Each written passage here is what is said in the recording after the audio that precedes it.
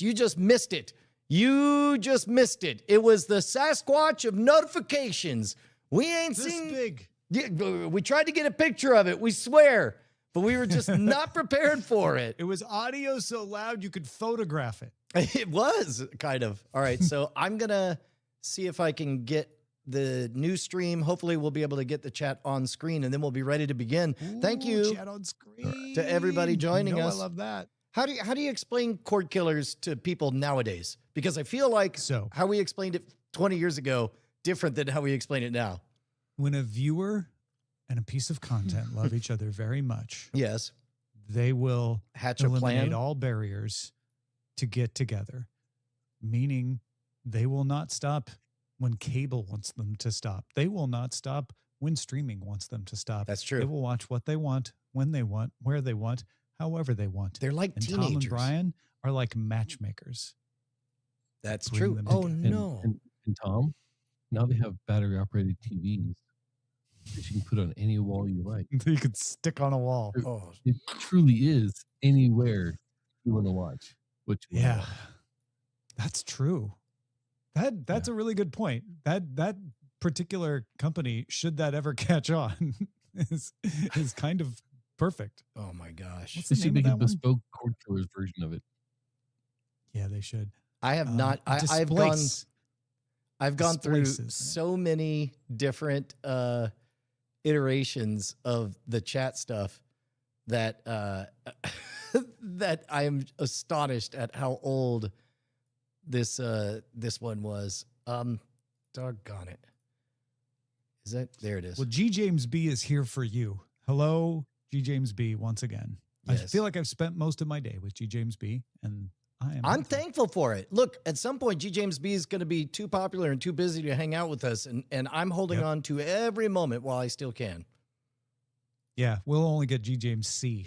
because G. James B will be too busy. Then G. James D, it's like, boo, not fun anymore. Then G. James E, it's like, oh, they're being post-ironic now. And then Interesting. G. James F, it's So like, G. James okay. A, like Then G. a James beta that we Discovery. worked our way through? Then G. James, then G. James Lower Decks. G. James rides again.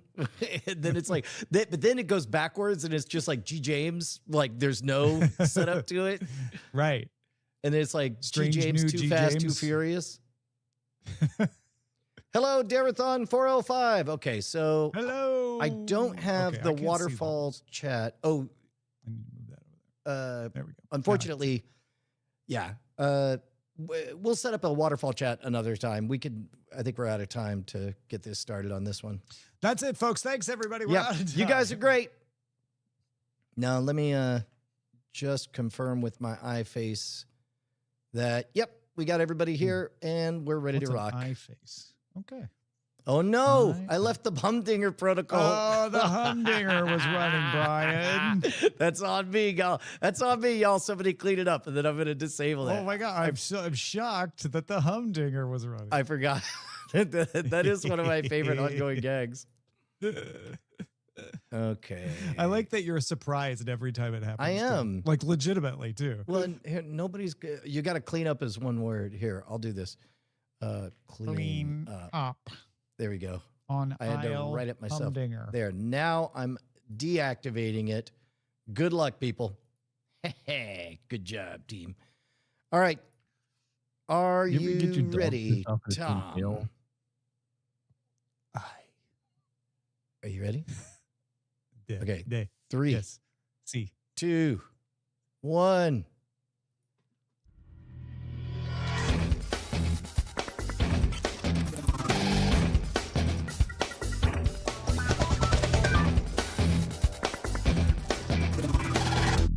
Welcome to Cordkillers Reckoning. The world of entertainment is turned upside down, and we are just trying to find out, how are we going to watch what we want, where we want, whenever we want. I'm Tom Merritt. Brian, where's the good stuff? Oh my goodness, the good stuff is right now happening because you're back from CES. Tom, I am certain you saw miracles abounding left and right, the likes of which I could not possibly imagine.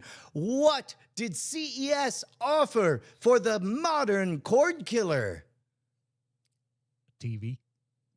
Yeah, don't we already have a bunch of TV. those? TV. You can stick on the wall. Wait, I thought we already had those too. No, you don't have to like screw it into the wall. You literally just pick it up. It's got a battery in it, and then it adheres by static adhesion to the wall. Oh my God. I thought I was trying to tee up a gag, but that actually sounds dope. I know, it's pretty great. It's called the Displace TV. They actually showed it off at CES last year, and their spin this year was that they have one that you can add any TV to, right? So last year it was the TV you could do that with. This year it's the mount basically with a battery in it, and you could put your own TV on it. You mount your TV to the mount, and then the mount sticks to the wall. Oh, so you still have to provide a TV. Okay. All right. Well, with the new one, or you could buy their TV. Yeah. That's, now they have both country and Western. Yeah. Wait, Why is this making you less excited? It's like you get the choice. You can add it to your own TV or just buy theirs. I mean, if you want me to be honest, I was feigning disappointment so that we could move into the supply run. Well, then I say we dispense with this pretense and go to the supply run. Supply run.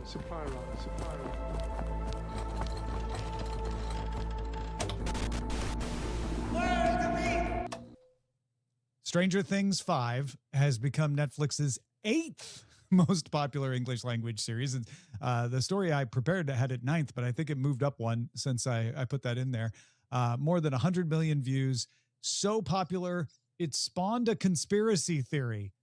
Conformity Gate. Have you heard of Conformity Gate, Brian? I have, and this is me just on the outside. I'm guessing the ending was so bad that people had they decided it couldn't be. They're like, this has to be a dream. This can't be how it ends. So it's not as bad as that.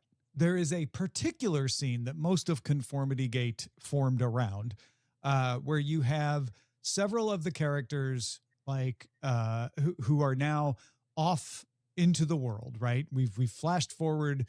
They've gone off to college and they're doing their own things, but they've all come back together again and are catching up on their lives. And it's a little too perfect for some people's tastes.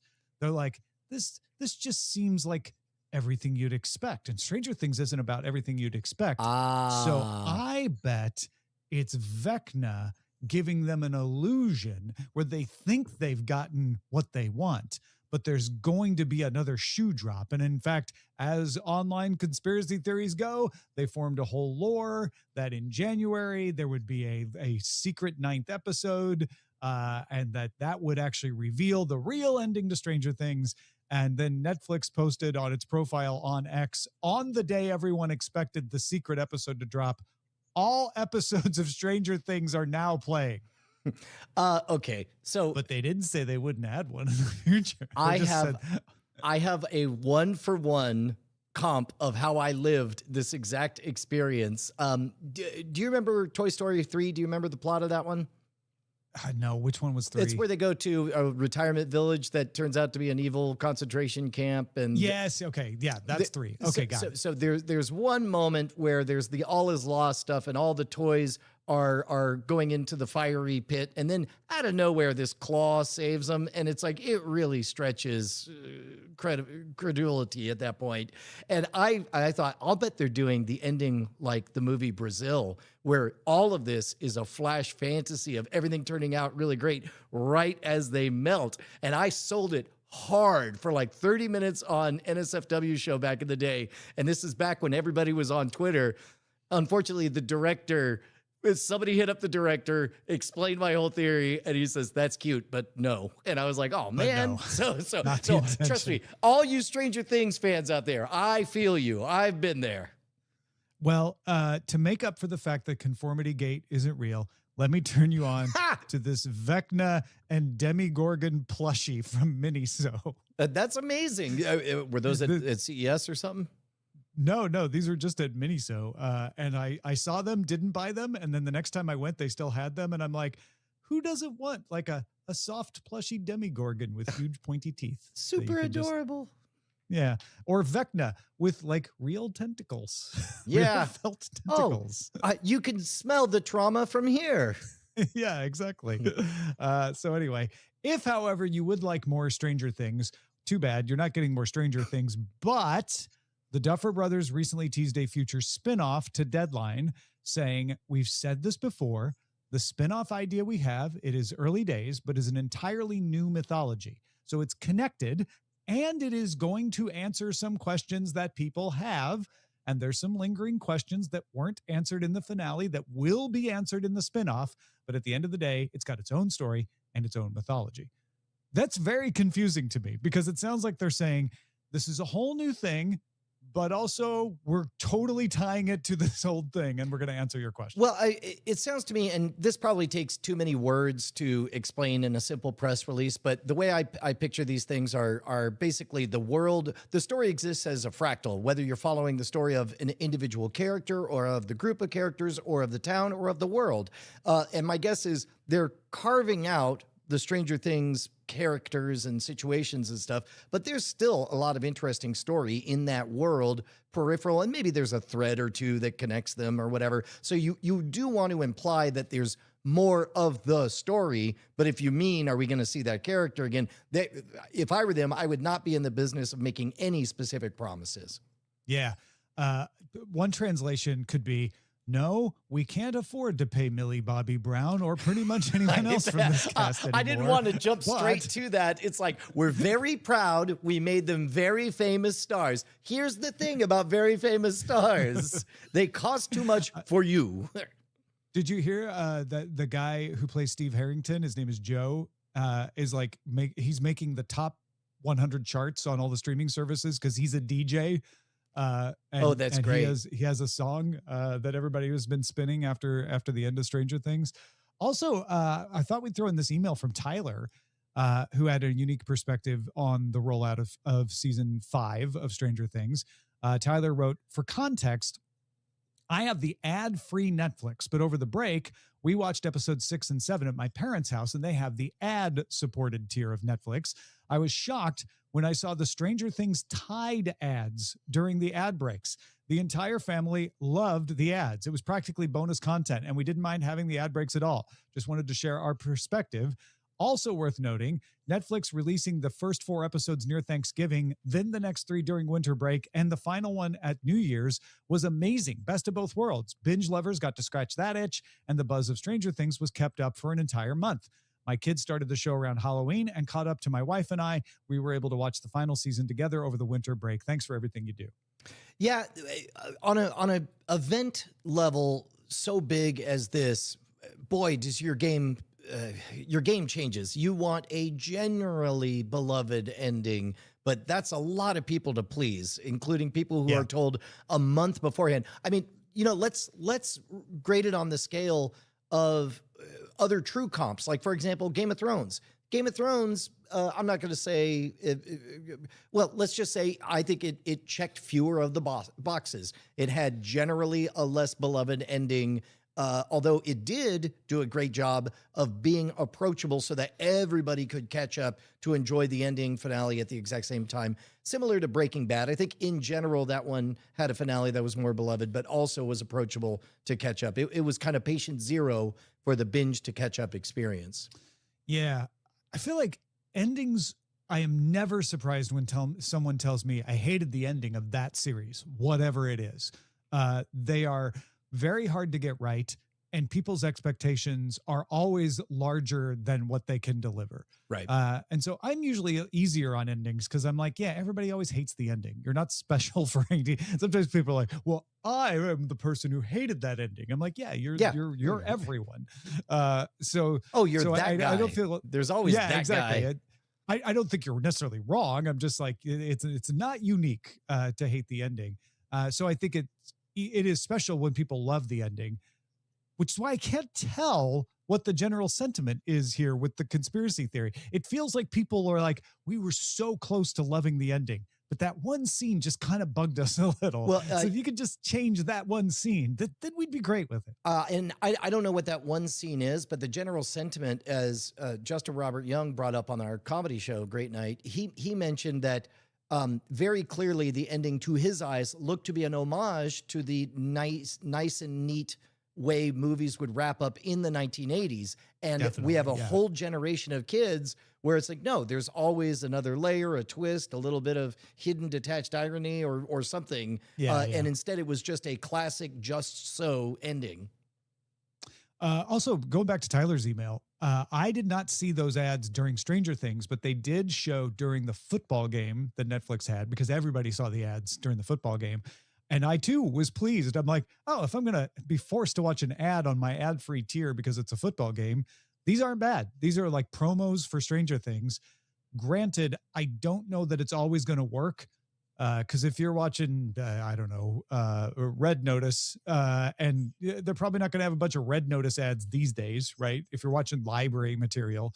So your ads aren't always going to fit in so perfectly. But when you can do that, I think that's super smart, because they were fun. I was like, oh my gosh, I forgot I was watching an ad just now because they were so well done. It's a lot of effort, but it works. I'll be curious now that the expense bar is just bottomed out. Now you could press an AI button to, have all of these licensed characters and their likeness, and then somewhere a script manager gets the director's approval, and suddenly there's a scene that nobody showed up to shoot, in which Tide is a pivotal thing.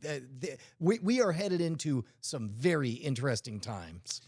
It frees you up to do the high effort conceptual stuff that you might not have been able to execute on before. So with the Tide thing, it's basically Nancy is doing the laundry, and there's a lot of Stranger Things elements to it, right? That are specific, but it's period, right? She's in the 80s using Tide.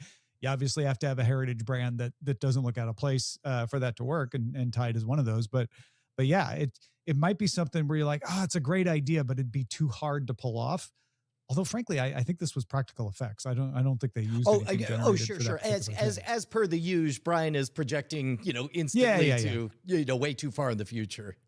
Also, I really like Tyler's point about the binging thing. I don't think that's going to work for everything, but when you gave me 3, 4, and 3, it felt like you could either watch it every week, watch it on your own pace, or just binge everyone as soon as they came out. And it worked. It worked and kept that water cooler buzz going. Yeah. We need to do that. We need to keep the water cooler buzz going around patreon.com/Cordkillers, Brian. How do we do that? Oh man. Well, there was a time that the best way to do that was for you or I to say something cancelable.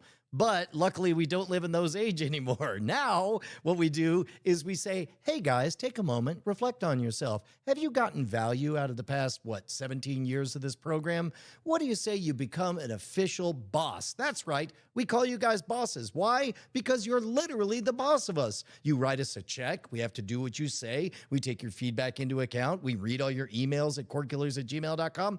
And you get the perks of being a boss. You get your own RSS feed. You get early access to the full experience, exclusive access to the After Talk segment, and most of all, the smug satisfaction of knowing you are square with the universe. Head on over to patreon.com/Cordkillers and be a boss. Boss. Yeah. That's the bossiest thing you can do. Oh, and then talk about it at the water cooler. Oh, right. Bringing it all around. Yeah. Now we can go to the search party.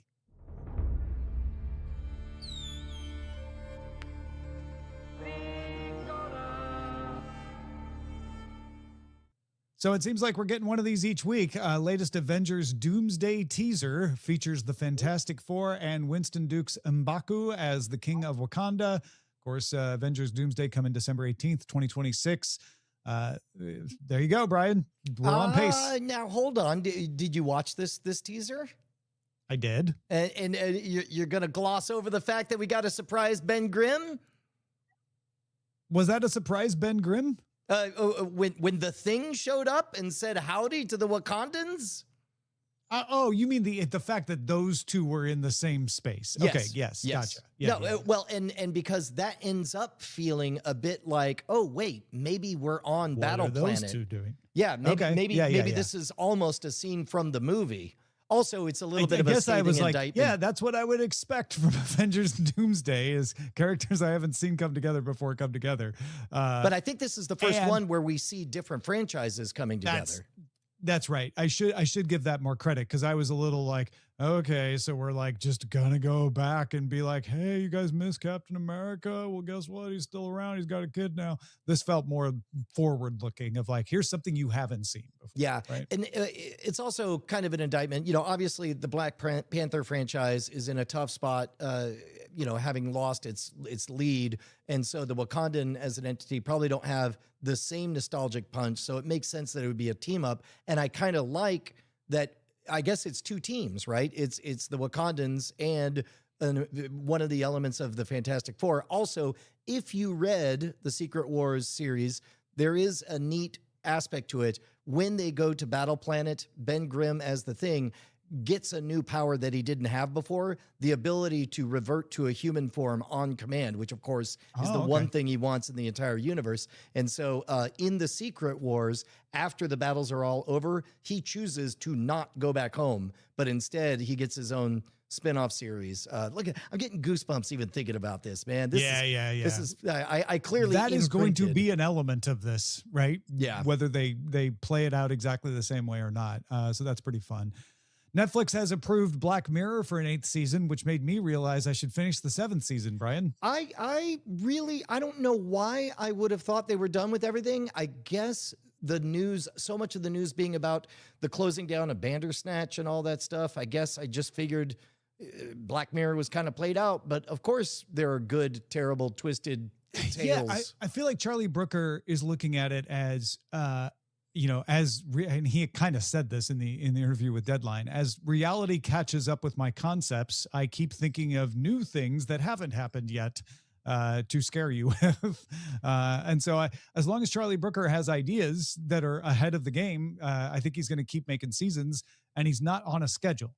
He's like, when I have enough stories, then we'll put out a season. And I think that's what's happening here. Yeah. And I think it's not that I didn't like Black Mirror. I just forgot. I forgot to go back and finish it. Maybe it's because it's an anthology series. Also, I think it had the problem, Tom, of at some point it stopped being spooky ghost stories and instead just became the news 5 years ahead of schedule. Like, yeah, right. Everything keeps coming true.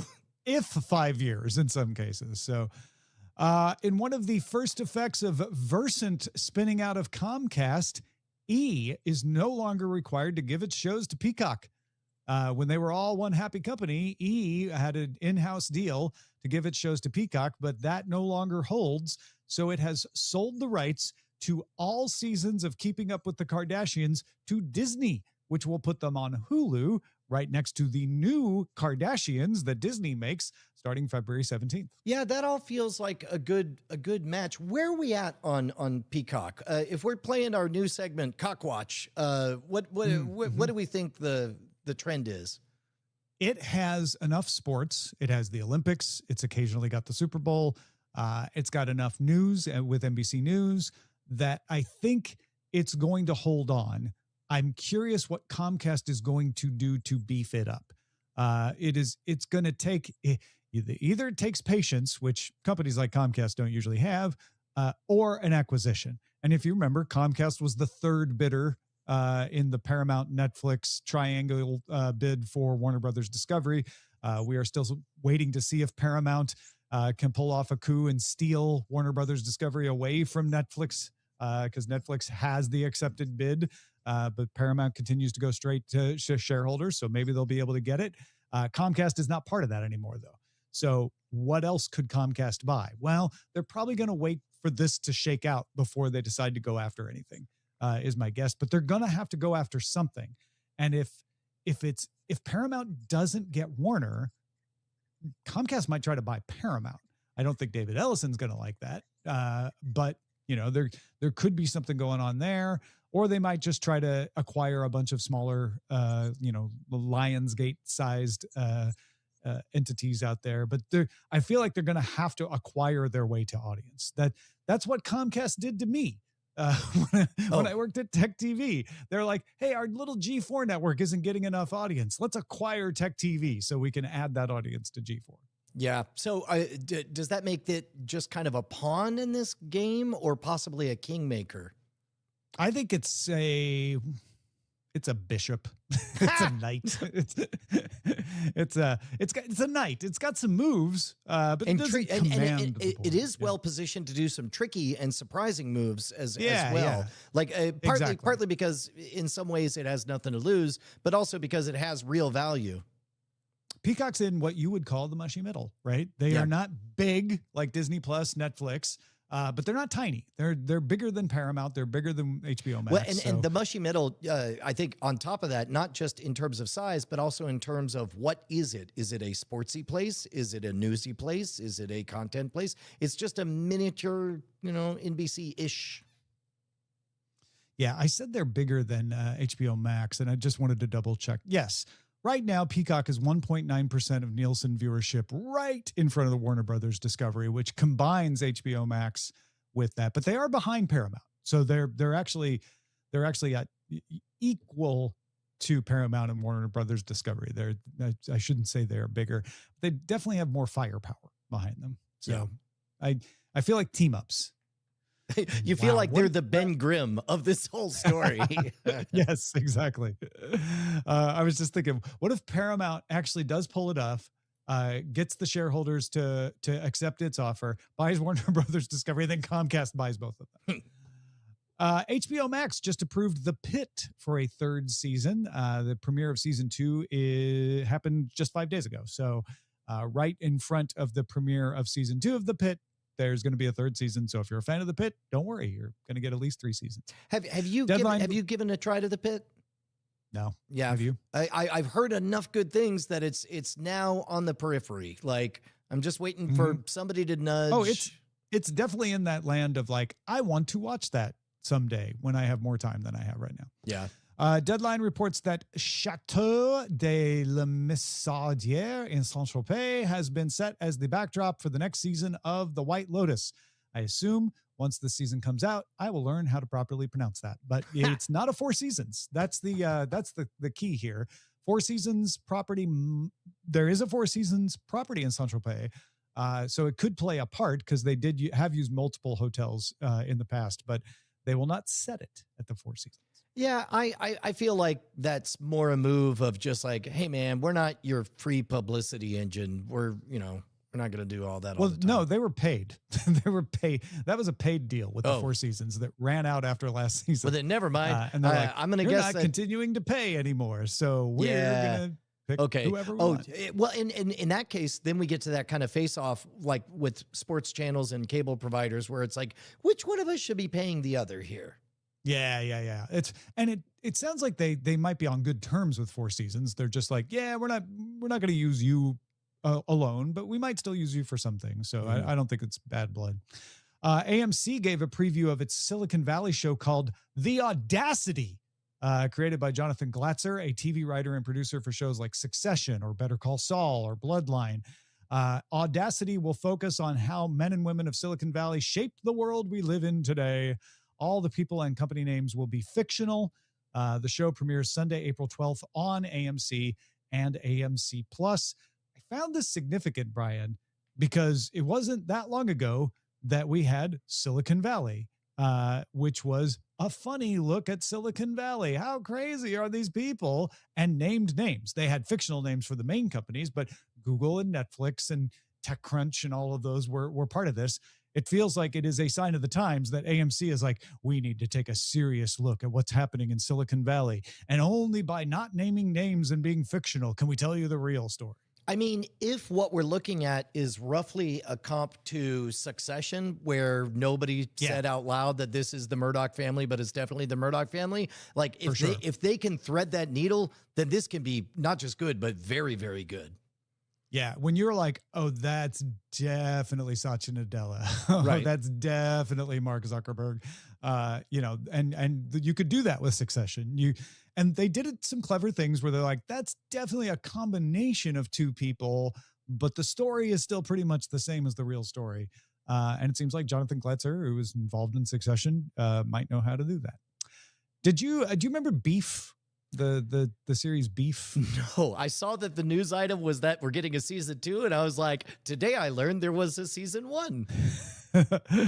So Beef was wait a minute, had Stephen Yuen in it. And it was like just escalating. This is the one that grudge starts with like a started road rage incident. with a and- parking yes. incident, right? Yes. Like I'm trying to back out of my parking spot and it just spirals out of control. Beef season 2 is going to star Charles Melton and Kaylee Spaney as a young couple working at a country club who witness a fight between their boss and his wife. And the boss and the wife are played by Oscar Isaac and Carey Mulligan. Minari winner Yoo Jung-yoon and Parasite star Song Kang-ho round out the cast for the season, which will feature, and I quote, chess moves of favors and coercion in the elitist world of a country club and its Korean billionaire owner. Okay. No, I think that there's, so if the first one presented as, and again, I'm only speaking from the way the trailers looked as kind of, two blue collar goofs having at it, then this would be kind of that next level backstabbing machinations of the elite. But again, that's all just me projecting based on what you said. Yeah, so Steve Yeun and Ali Wong was the co-star in Beef season 1. They are on board as EPs for this, but they're apparently not in it. And it does feel like we might be going, like you say, like there's the employees who witnessed the fight between their bosses, but then there's the owners. And Yoon, Yoon was the grandma in Minari that did all the gambling and stuff. She also is famous for doing a reality show called Yoon's Kitchen, where she would like just be in the back cooking. And people would not realize that there was this famous actress back there doing the cooking as she did like a pop-up restaurant. Fascinating. I thought she kind of retired after she won her Oscar, which I wouldn't have blamed her for, but apparently not. So I'm very much looking forward to Beef season 2.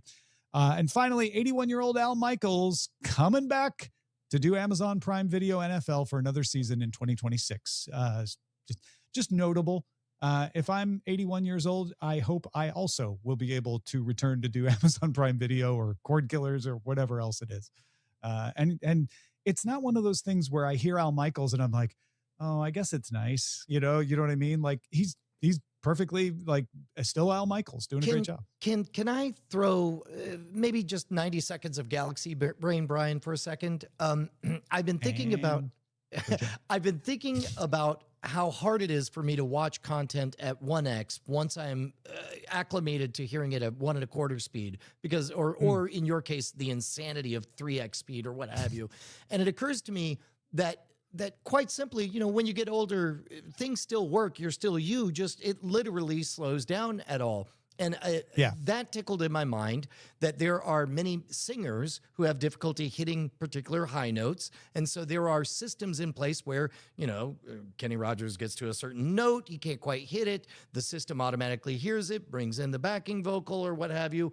And it occurs to me for commentary like this, if you said Al Michaels is the guy, right?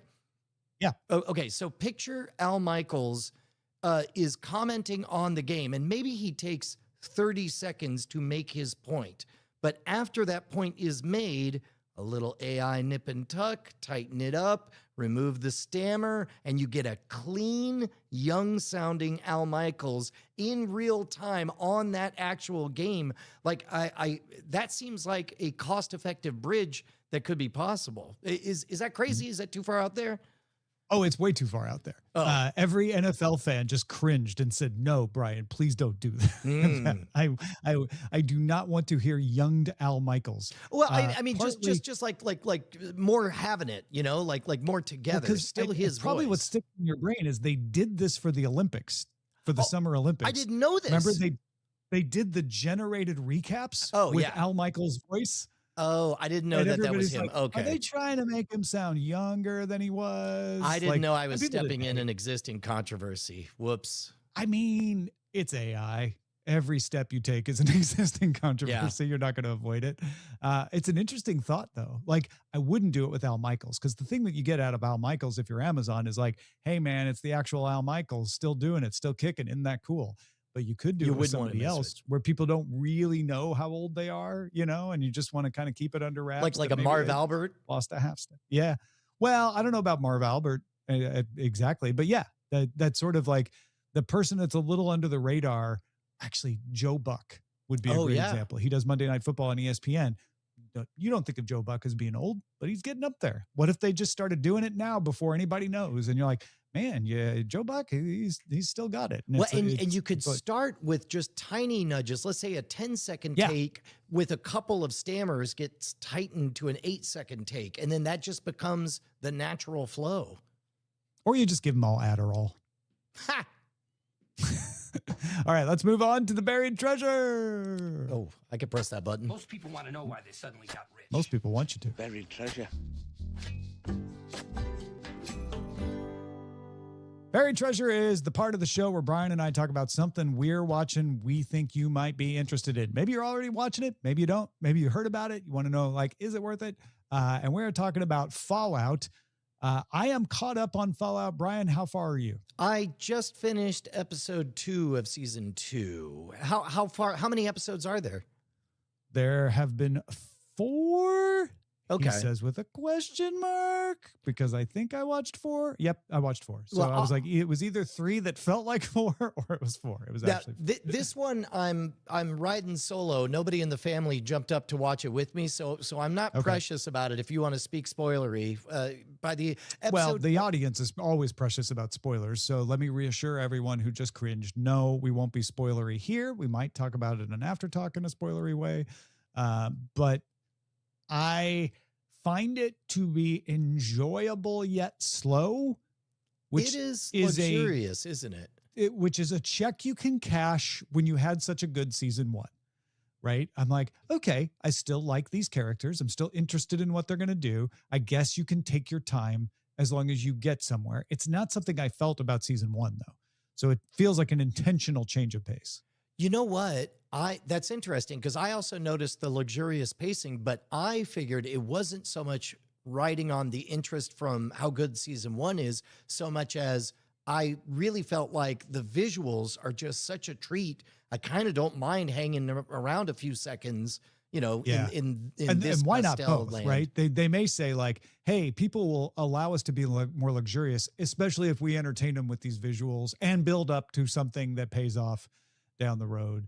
There have been some fun and interesting twists and turns. I don't think you've gotten to what I think are the most fun parts, though. I remember episode 2, I hung up a little bit on. I was like, okay, I guess I'll watch 3. And then I took a little longer to watch 3, partly because it was the holidays and things got in the way. But when I watched it, I was like, oh, back half of 3 is starting to pick my interest back up. And episode 4 was actually had some really interesting things happen. The one thing I'll vouch for in episode 2 was I kind of liked All Alone in the Vault or whatever the facility is, watching Hank kind of be our protagonist. He's got a challenge to solve. The thing keeps exploding brains. The little adorable mice at the office setups, the little tiny miniature dioramas of the computer desk and stuff. Yeah. That's fun. That sequence was one of those like, oh, they're just going to keep doing it till it gets funny again, aren't they? Yep. Kind of situation. Although at some point you get bored enough that you just start appreciating the aquarium dioramas that it's in because they're quite good. What an excellent splatter. Yeah. Anything else on Fallout? Fallout Season 2 on Amazon Prime Video, if you're interested. I think if you enjoyed Season 1, worth it. If you haven't started Season 1, go watch Season 1. Very much worth it. Yeah, that one is a ringing endorsement. And as you guys have thoughts on Fallout, we're watching it right now real time. So why don't you hit us up, cordkillers@gmail.com. Indeed. All right. Brian, it is time for you to dazzle me with something you do outside of this show. I know, crazy. Oh Is my there gosh. any life outside of Cordkillers? Yes, there is. There sure is, man. We did something super, super fun. So Annalisa has taken over the entire running of operations of Scam Stuff. Scam Stuff, of course, that's gear for the Modern Rogue. Secretly, I don't want to make too big a deal about this, Tom, but all of Modern Rogue is a pyramid scheme. Because if you think about it, a pyramid is just an upside down sales funnel. So we provide amazing entertainment that makes your day better. We provide value with stuff like Cordkillers, and then I hope to trick you into buying some lockpicks, the incredible 110% money back guarantee magic kit, or our latest shenanigan. Annalisa is busy taking inventory. So we are doing a sale on everything that somebody whose name is not Annalisa ships, because we have partners in different facilities. So all of that stuff is on sale right now. Head on over to scamstuff.com. That's gear for the modern rogue. I'm not going to lie. I got the magic kit for the nieces. Tell me about it. Tell me about it. How did it go? How did it go? Nora, the younger of the nieces, was fascinated with it and did exactly what you would want. Was like, instructions. I'm just going to start doing things. What does this do? What are these cards? What is this wand? How does this work? Had a blast, was totally fascinated with it, and has promised that we adults were the problem in having a magic show be presented to us because we had too many other things going on.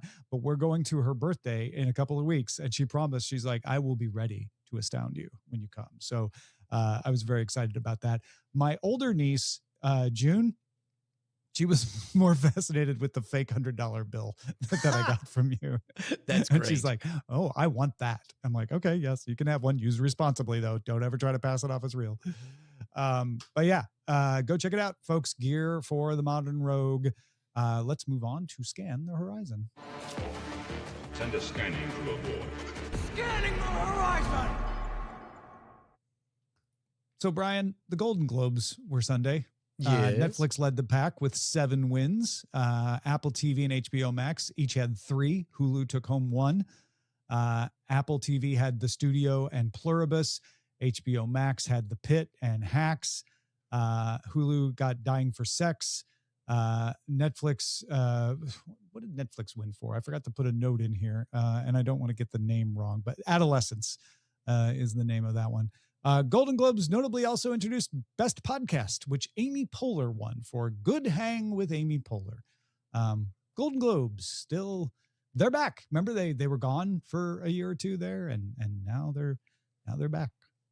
So Hollywood invented podcasts, huh?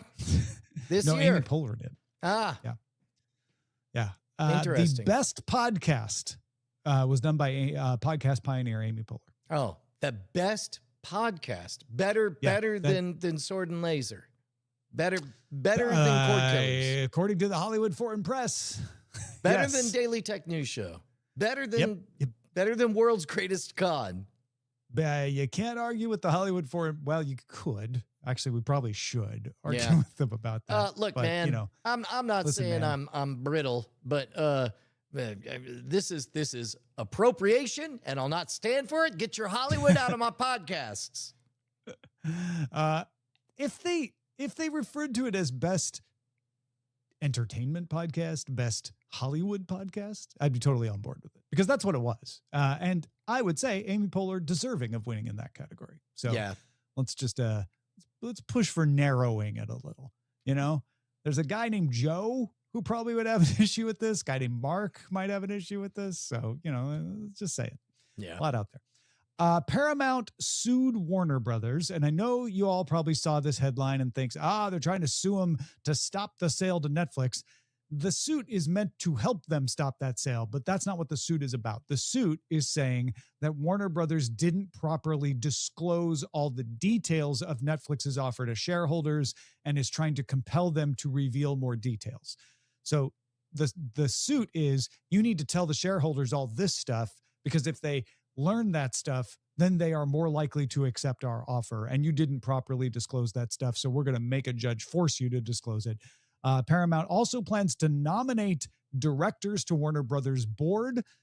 This is part of a hostile takeover playbook, as far as I understand, where you try to get friendly shareholders to nominate a board. And if you can get somebody on there, then maybe you can get them to vote to change the acceptance from Netflix to Paramount. But the point is they're going all out. This isn't a half-assed movement. Paramount is going to try everything to wrest Warner Brothers away from Netflix. Man, at this point, all I want to do is speculate, but you tickled an idea earlier as you were describing, what Comcast's role is as Paramount is fighting to outbid. We're seeing a corporate romance in real time, and it's going to be a full year of popcorn. Buy stock in popcorn in 2026. And we will be here to tell you when the fire heats up and explain things like this where you might think, oh, does it mean this? It's like, man, no, it doesn't mean that, but it does mean this other interesting thing. Got some new redesigns at CES last week. Fire TV is getting a new redesign. Everything has a rounder look, a little more room between the items. Amazon says that the interface should work about 10 to 30% faster. The remote now works a little differently. The menu button brings up Fire TV's art and photos, games, and ambient experience features, and a long press of the home button will pull up a shortcut panel. And of course, the improved Smart Assistant now available in the interface, easier to get to. This is coming to all users, rollout starting in February and extending to all supported devices throughout the spring. Also, the Fire TV app will now let you browse content, edit your watch list, and say, I want to play this on my TV, which is something the Roku app has done for a long time. So they're emulating that. The YouTube TV Live Guide redesign is now widely rolling out to the Android and iOS apps for YouTube TV. Not regular YouTube, YouTube TV, the one that's like cable TV. The previous live tab was just a list with the channel at the top of your screen showing a preview. Channel icons now move to the left side, and you can see what's next up by swiping to the left. This is similar to how it works on your television screen. So those are the redesigns. I read one article saying that, or actually I got an email saying that I could upgrade to LX Plus. Yep. And I hesitated. My finger went to the go ahead and do it button, but then I thought, do I want to sign up for an argument with 3 of my daughters about Alexa being, about that program being different and blah, blah, blah, AI. By the way, you've heard me say it before, no 2 people are having the same argument about AI. And so I actually didn't upgrade. Have you given it a try yet? Yes, we got it when we bought a new Echo Studio, and it just applied to almost all our devices. Some of our older devices couldn't do it for whatever reason, and they still have the old voice. The new voice is pleasant, maybe a little better at things, but not honestly all that different in my experience. Now, if I made the change, do you think the kids would figure it out instantly? They would notice that the voice changed, and they would wonder why. Okay. And you could say, oh, it's an upgrade that Amazon pushed. Yep. And that would be accurate. And it would not be a lie. Yeah, although it is something. Although there was a little bit of a poison pill of some kind of like, enjoy it, something, $20 down the road. Yeah, exactly. Right now it's available for all Prime subscribers. And if you want to get it down the road without Prime, you're going to have to pay for it. It's unclear if they're going to make Prime subscribers pay to continue to get it in the future or not. Right now they don't. And it would be one of those things where like, what, are you going to roll me back to the old one if I don't pay? Or are you just going to add some features that don't work on if I don't pay? And I feel like that's more likely. Eventually they're going to upgrade you to that new voice though. And so whether it happens now or later, it's going to happen. Okay. Well, then I can with a straight face claim that it's a trolley problem and whatever, it's coming. Yeah. I think we're all used to just things changing with an upgrade. Like, it looks different. Oh, it sounds different. It's kind of the same thing. That's funny. Fox Creator Studios will launch with an initial focus on food-centric personalities. The plan is to expand to other verticals and niches. To whip up a batch of fresh ideas, the unit has cut development deals with food vloggy type stars. Rosanna Pansino, Jolly, Sorted Food, Little Remy Food Theorist, et cetera, et cetera. Fox kind of leaning into the creator ecosystem. Yeah, it'll be interesting to see. I mean, we've seen so many iterations of this, including, if I remember correctly, the part of the whole reason you ended up going to LA was because a certain moneyed entity was creating a creator studios for YouTube. Yeah, that's right. Although that was literally a physical studio. I think Fox Creator Studios is more a metaphorical studio that they're just contracting with people to provide content. Yeah, it's a place where money happens to encourage these independent creators. At CES, I think this was at CES, Roku's founder and CEO said the company plans to bring its $3 a month streaming service that offers ad-free access to its library content off platform. So you don't have to have a Roku to get it, or even use the Roku app. Yeah, I think. In other words, it could come to Fire TV or Apple TV or Google TV or something like that. Or if you're an old person like me, a browser. Yeah, which I think you can do that now. But off-platform means you could be on a non-Roku device, Right. a non-Roku TV streaming device, particularly. Disney Plus said it's going to add vertical videos to its app sometime this year. That's not a surprise because they have the whole partnership with OpenAI, with Sora, so that was going to happen. And I thought this was interesting. Out of every movie theater in the U.S. and Canada, AMC Burbank 30 had the most lucrative box office in 2025. So there you go. All you have to do is operate your theater in the place where all the content is made, and you'll do great. They have horrible parking garages at the Burbank 30. I can tell you right now, doesn't stop people from going to see movies there. So I assume that lucrative label means total gross, because for a second I thought it was most profitable, which all of a sudden the idea of like movie theater running simulator sounded like a really fun game. It's like you pick most profitable, by the way. LA Times says AMC Burbank, country's most profitable theater. Okay. Well, then in that case, then that means that they did. They made sure that they were fully saturated with all the winners at all times. Here's what I will tell you. Their parking is horrible, but they have a statue of Batman outside. So that cheers you back up. And then when you get inside, you can get concessions. They have excellent line management. So you want to make your theater profitable? Make it easy for people to buy your stupid food. That's where you make all your money anyway. Yeah. Meanwhile, IMAX closing out 2025 with $1.28 billion, up 40%, its best year ever. Clearly, IMAX thinks, and I kind of believe it might be true, that it is the future of theaters. That, yes, you can go to a theater and see a movie and it's a different experience and it's fun and that's worthwhile. You can't see IMAX in your house. There's just, that is an experience that you can't replicate. Yeah, and Apple. go ahead. I'll back that play. I can't imagine that Fantastic Four would have been nearly as good not seeing it on a very, very big screen in IMAX. Yeah, and we've gotten rid of LIMAX. There are I don't know that there's any of those theaters around anymore that are just the aspect ratio and none of the rest of IMAX. If it says IMAX, it's pretty much IMAX. Apple Senior VP of Services Eddie Q posted a note Monday announcing that Apple services broke records in 2025, and we're talking about it on this show because he mentioned that hours viewed for Apple TV were up 36% on the year in December, largely because of Pluribus. I was about to say, wow, you could attribute almost all of that just to one very savvy investment. And then this last little note I found interesting. Digital Eye has been auditing how many users the different platforms have independently of what the platforms themselves say. It shows that Netflix's ad tier rose from being 26% of Netflix's subscribers to 40% of its subscribers in the past 12 months. So the ad tier, the one that everybody's like, why would you pay for ads? Almost half of Netflix's users are now paying for ads. They're just paying less. That's 190 million users. Amazon Prime Video, however, has 82% of its users on the ad tier, total of 315 million users, but that is down from 88% last year.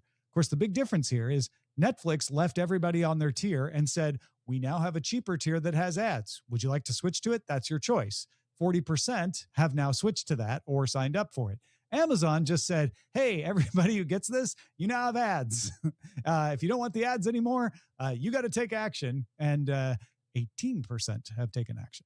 Yeah. Do you think that I assume that Netflix is not in the business of disclosing those numbers specifically because to outside eyes, it looks like that's an indicator of some price sensitivity for Netflix's more expensive tier. Netflix has issued lots of numbers around its ad tiers. I think it's in its best interest to say to people in the advertising industry, we've got a big audience on our ad tier. The story here isn't that it's an independent company did this. The story is like independent company went and looked. So if you don't believe what Netflix says, these might be another double check on it. It's not so much that Netflix won't tell you. It's like, this is just somebody, it's like Nielsen ratings versus Netflix streams. You know, they're both worthwhile numbers depending on what you're talking about. So to me, it was more just the idea that Netflix, I feel like it's surprising that Netflix has gotten 40% of its audience to switch to the ad tier. It's shocking that only 18% of Amazon have switched off the ads. And it just shows convenience trumps fidelity. Yep. If I have to take an action to do it, Yep. if it saves me money, I'll take the action. If it costs me money, I might not. Yeah. Yep. All right, let's move on to the chatter.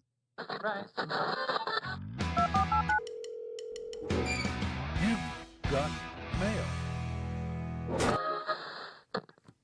So Adam in San Diego has written to us before about why he likes cable. If I can sum up for Adam, it's that you can watch a show the same day it airs, but not live. His example is Survivor. Doesn't want to watch it right when it airs, but does want to watch it that same evening. And if you go with streaming, you have to wait till the next day for it to show up on streaming. Most of the time, that isn't true anymore, but with Survivor, it is. And with many shows, it is. So Adam wrote back to say, my concern about YouTube getting the Oscar streaming rights is this. There might not be the ability to have a buffer like we can with cable, and our only option might be to watch all 3 hours live or wait until much later and be spoiled. I think this is a valid concern. More and more shows are showing up on streaming exactly the same time they air, but not all of them. I do hope, this is a hope, not a knowledge, that YouTube does with the Oscars what it will do with a lot of its live content, which is allow you to start from the beginning and fast forward, no matter where it is in the particular airing of it. They might not allow you to fast forward. They might not allow you to start over from the beginning, but they could do one or both of those things. They have the technology for it. So it's just a policy. They definitely will let you start it as soon as it's done. And I think it's pretty likely they'll let you start from the beginning. They might not let you fast forward. Although I do think that he points out a really good sweet spot of there's a cultural need for those everybody on the same page at the same time moments. And if there was one good thing about when everybody was on Twitter, it was that sense of all of us texting each other during those live premieres of cultural touchstone moments. Yeah. And you can still do that. That will still be part of this. Sure. But the ability to also skip the ads during those times. Finally, Keith says, hello, Cordkillers. I wanted to share a few thoughts regarding your discussion on direct subscriptions versus add-ons. I recently subscribed to Apple TV through Amazon and discovered a notable drawback. I was unable to use external tracking services to scrabble my viewing history because I don't have a direct Apple TV login. I can't authenticate with third-party apps that track which episodes I've watched and what comes next. So pausing there because he has another topic here. I looked into Tracked, and they will let you scrabble Amazon. So you may have tried this and it didn't work, but if you're getting Apple TV through Amazon, you could be able to scrabble from Amazon into Tracked and have your Apple TV stuff show up. You just have to watch Apple TV through the Amazon app for that to work. If you're logging into Apple TV's app separately, then yes, that might not work because you can't authenticate, but it might be able to track your add-ons. I haven't tried it though. Then Keith says, additionally, regarding your CES discussion, I was surprised Brian wasn't more excited about the potential for LLMs to fulfill his longstanding request for seamless content navigation. While not fully demonstrated yet, Gemini on Google TV suggests we are closer than ever to simply asking the TV, play the next episode of that show where aliens have taken over humanity by the guy that did Breaking Bad, and having it play. Brian, why aren't you more excited? Well, the truth is I've already experienced the giddy excitement when I saw the possibility of it. And now we're just in the lull where I'm faced with the reality of where we're at. And anybody who's done any vibe coding with an LLM understands that mirage of it being so close, it's about to start getting it right, becomes quite agonizing. So for becomes now, like checking the watch. And when will that be exactly? I know it's coming, but for now, I am being precious with my celebratory chits. Gotcha. Thank you, everybody, for subscribing to the show, for writing into the show. Our website is cordkillers.com. Our email address is cordkillers@gmail.com. And if you want to watch us live, we are live on twitch.tv/nightattack and youtube.com/modernrogue. You can catch us Tuesdays at 5:30 p.m. Eastern Time, 2:30 p.m. Pacific. I reckon we'll talk to you next time.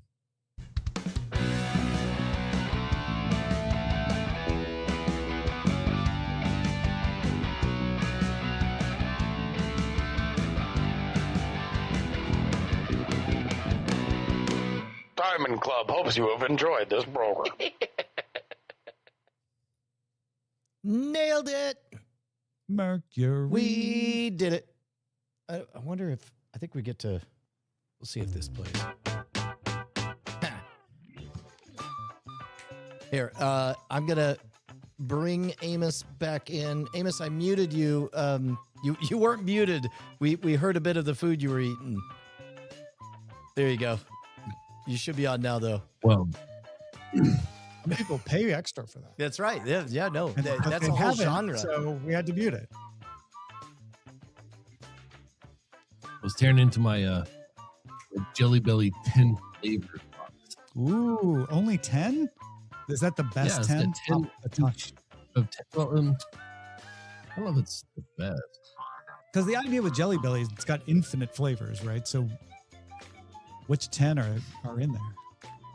Let's see. We have blueberry, sun-kissed tangerine, Very green fruity. apple, juicy pear, Mhm. watermelon, So these are all berry fruits. cherry, as opposed to somewhat cherry, Yeah.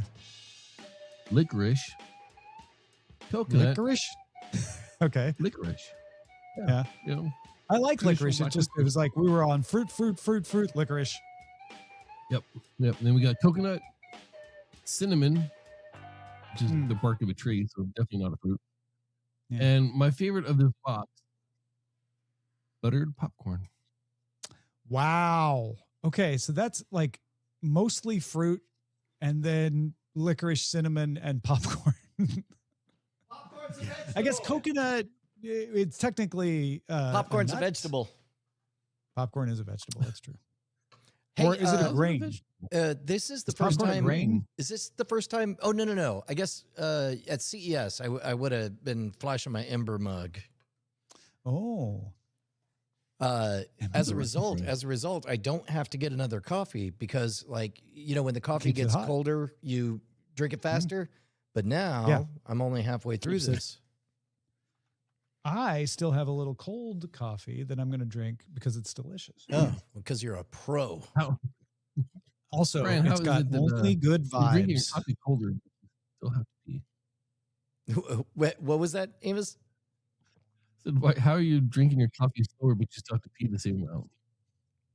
But I couldn't hear that. No, I literally I couldn't. There was a hiccup. Amos Well, wants to the third know time would why you never be still as had to funny. pee if you Oh. were drinking your coffee Well, slower. because I'm a human coffee filter at all times. Mhm. Yeah. The pee limit is here. Yeah. The coffee full is here. Yeah, it's you know what, kind of like it's actually kind of how coffee brews. It's like all the water was up here when we started at the top of the hour, and by the time it had gotten through, All right. Do you remember Star Trek: The Animated Series? I know it's been. I watched it you last watched it night. last week. What? You watched it, rewatched it. Okay. Oh wait, are we? Oh, we're talking just about doing the episode- first one. I went on Yeah. to the second one. Oh yeah, we haven't talked about the first one yet because we were at CES last week. so Oh my we didn't do gosh, it. hold I don't on. know how you- Oh yeah. No, I do remember the first one. Okay. Yeah, This is the I only remember one the with first one I Chekhov. watched. Chekhov was in there. I didn't notice. Let's do the show. Okay. All right. Here we go. All right. Take us in. 3, 2, 1. Oh wait, well, never mind. I forgot that there's an intro video. All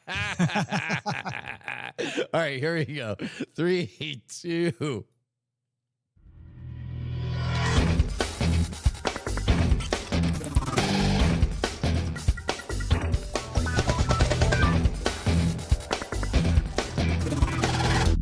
Welcome to the full experience. This is an ongoing experiment to see if we can watch but 4 episodes of any given television show and feel like we know enough to talk about the entire run of the episode. We watch the first, the ultimate, the lowest, and the last, the full experience of each series. And this time we are beginning our trek into the stars of Star Trek, the animated series. I'm Tom Merritt He's Brian Brushwood. Oh my gosh. I guess we have to recap we did kind of leak a little bit into the after talk segment exclusively for patrons, the fabulous folks who keep us in business at patreon.com/cordkillers.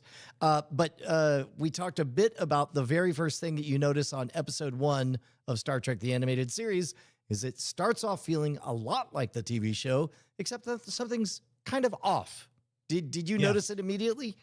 We are talking about the first episode, Beyond the Farthest Star, which aired September 8th, 1973. And we did a little digging that we talked about on After Talk about why the theme was different.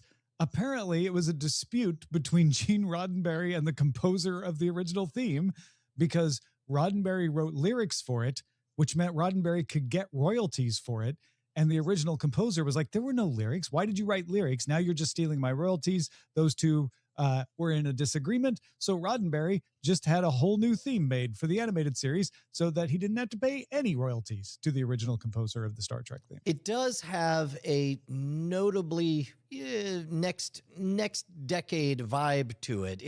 The theme sounds a little more Love Boaty than the first one. I'm guessing, Less here, that was intentional, of like, not only will we change it, but we'll update it for the times so that it feels modern now that we're in 1973. In fact, if it's Love Boat, it's actually a little futuristic still, because Love Boat's not going to come for another couple of years. It's true. But it just seems a little Vegas showroomy compared to the first one. Almost frame for frame opening shots from the original, though, other than that theme. Also, you get all the major characters. You get Sulu, you get Uhura, Nurse Chapel makes an appearance. You've got, of course, Bones and Spock and Kirk, all voiced by their original actors. You get Chekhov in this episode only. He never speaks. And most of the time you don't see him. You see the alien Erex instead. Apparently, that was due to budget. They originally had Chekhov in there, which is why if you look close in a couple of scenes, you see a guy who kind of looks like Chekhov in a red shirt sitting where Erex sits. But Chekhov's character was considered less essential because he joined Star Trek, the original series, in the second season. They're like, well, he wasn't there from the beginning anyway.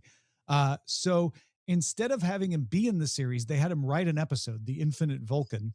And yeah, he was in there at the beginning, and then they decided, like, we can't pay Koenig to do this. We'll get him to write an episode, but let's replace Chekhov. We'll have Scotty do the voice for Erex, and that'll be another alien. And apparently Koenig learned that this happened at a convention when it was announced. Yeah, well, and we've run into Walter Koenig. His writing was the highest rated episode of Land of the Lost that we watched. It was the ultimate episode when we did that one. In this case, things I noticed right off the bat, I rather liked the rotoscoping that they did of the Starship Enterprise coming around the planet. The plot was a fine little puzzle. It's a mystery. It's, to be honest, I think the 23-minute format really works in its favor. It doesn't take a lot of time to get to the point. The mystery was not, I don't know. What did you think? Yeah. So I got distracted by other stuff, like nobody's eyes have color. Okay. This is telling me something, because very rarely does Tom Merritt get Brian's production vision going, but apparently that says something about the plot. Yeah. I wanted to know what happened to those force fields they used in the vacuum. Like by Star Trek, the motion picture, they have to put suits on again. Why didn't those work anymore? I think if this had been an actual video episode of the original series, they would have had a stronger B plot. They would have fleshed out the mystery a little more. It also felt like the acting on this was not directed the way I would expect it to. Everything was very calm. And I felt like it was intentional. It wasn't like the actors, were just down that day. I think they were directed to be like, don't panic. You're in charge. You're the professionals here. And they're very calm when they're on a collision course. Like, well, we're all going to die in 2 minutes if we don't change. Well, we should probably change. So, take care of that. I think that was excellent direction, because I think they knew exactly what level of budget that they had, which means you don't have a lot of extra frames for wiggling arms or for body postures to change. And instead, they probably put more emotion in the voice, though, right? I don't know, because if you get too incongruent, then it starts to highlight just how cheap the animation is. Whereas if they directed them in the sound booth, like, hold your body perfectly still and then be bones, but don't give me any of that bones moving around. And then you probably get a more muted one that's congruent with the images that they're going to show. That's interesting. I was wondering if this was just Roddenberry saying, I've got more control now. I'm really going to make it my vision, which is Roddenberry's vision famously was, these are professionals. The conflict never comes from the humans. They are calm. They are in charge. And I noticed in the plot, they're like, our mission is star charting.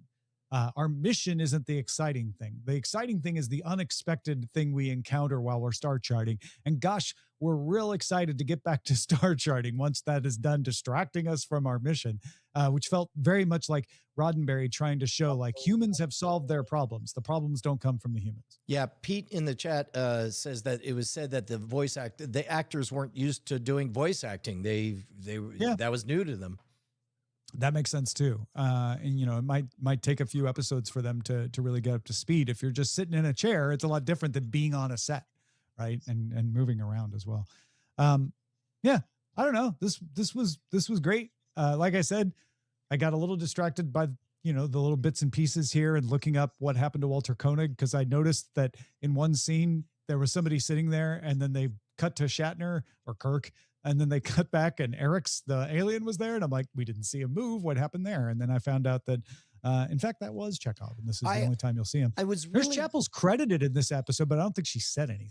I was really struck by just how 80% of the way there they were able to get in that animation. This felt like long after, I remember as a kid being unable to remember whether an episode that I remembered was animated or a live action one.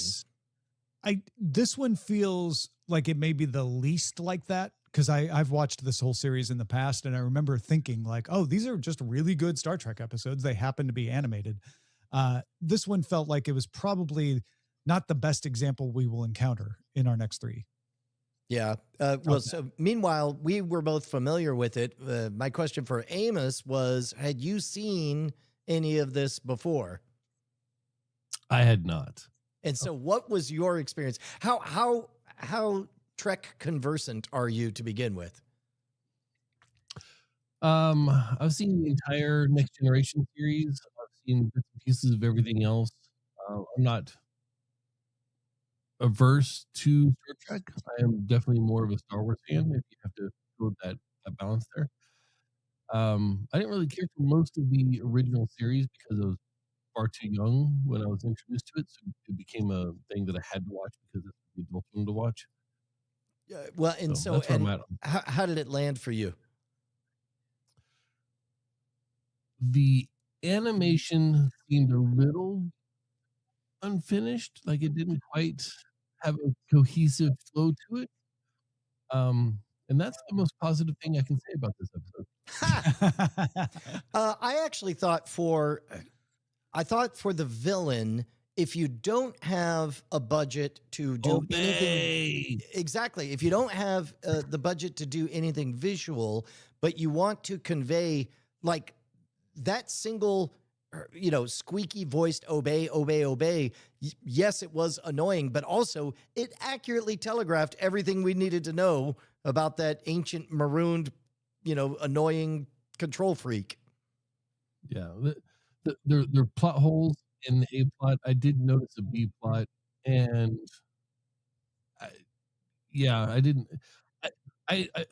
the thing I'm looking forward to most about the series is how it improves from here, because this was I'd rather go back and watch some more Speed Racer. Ha! I think one of the issues with Star Trek, if you're not just into the lore as much, is you're entertained by the fact that you're in space, right? And you see vistas and you see aliens and you see things that you would never see on Earth. When it's animated and the drawing looks like a Venus flytrap, if you're not bringing in a lot of other stuff with you, like, but this is what Shatner does and this is what Spock does, it could have that effect of like, yeah, that's not that interesting to look at. Yeah. We should point out that one of the projects in the chat, G. James B, is creating panoramas out of the pans and scans from the high resolution Blu-rays on these. So basically if you see part of there's always the matte painting in the background and then the cell animation on top of it. And you can piece all those together in Photoshop. Fantastic. But I'm looking forward to our next episode, Yesteryear, which is the second episode of the series, but also the highest rated, therefore the ultimate episode. So we're going to be going in order. That doesn't always happen on the full experience. We're going to go right from episode 1 to episode 2. Yeah, I'm interested in terms of what we can read into this. The fact that the second episode is its peak and it only goes downhill from there. This is the one we get Sarek, the original voice of Sarek, and I believe the original voice of Spock's mom is in there as well. Yeah, and it's obviously got some timey-wimey stuff if it's called Yesteryear, which is always fun in Trek. Just so you know, the lowest episode is the 8th episode of the season, and the last episode is the 6th episode of the second season. So all of this is concentrated at the beginning of the first season, and then we jump right to the end. I think that in terms of if I'm predicting how the full experience will go, I think this will do a very, very good job of it.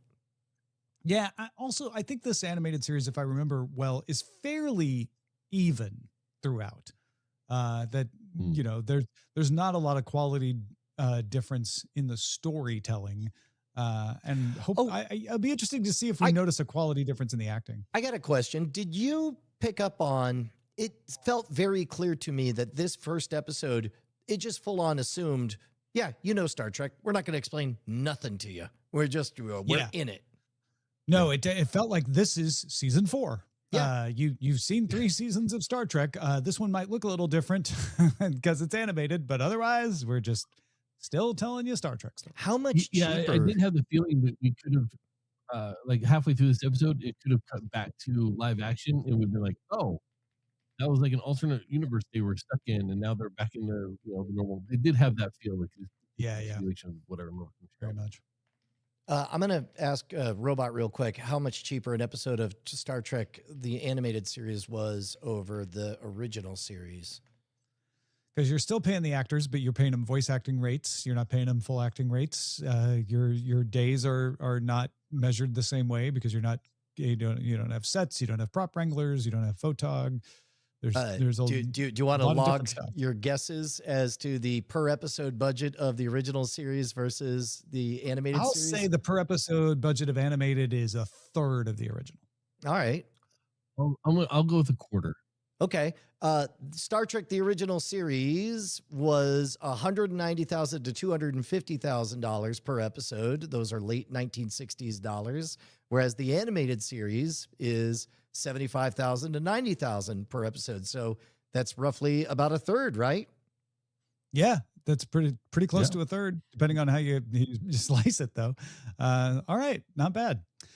Well, folks, if you want to follow along with us, keep watching these episodes. Our next episode will be Yesteryear, Season 1, Episode 2 of Star Trek, the Animated Series, which first aired September 15th, 1973. You get these episodes early if you're a patron, so go sign up if you haven't already. Big thanks to all of our bosses who have at patreon.com/Cordkillers. We'll talk to you next time. I don't know if we played the music at the end or not. I just stopped it. Sorry, I just stopped it on that. We just stopped on your haunting we gaze. usually play the music at the end. Well, not today, boys. Not today, Satan.